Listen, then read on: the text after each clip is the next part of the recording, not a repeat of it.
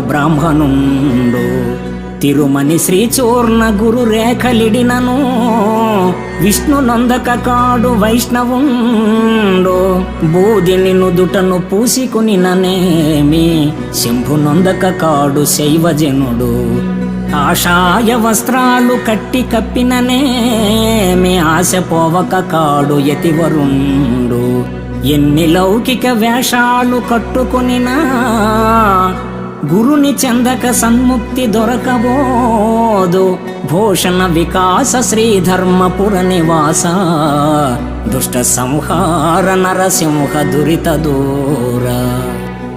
జందెమ వేసి సంధ్యావందనం చేసిన బ్రహ్మజ్ఞానంచే బ్రహ్మానుభూతి లేక బ్రాహ్మణుడు కాలేడు.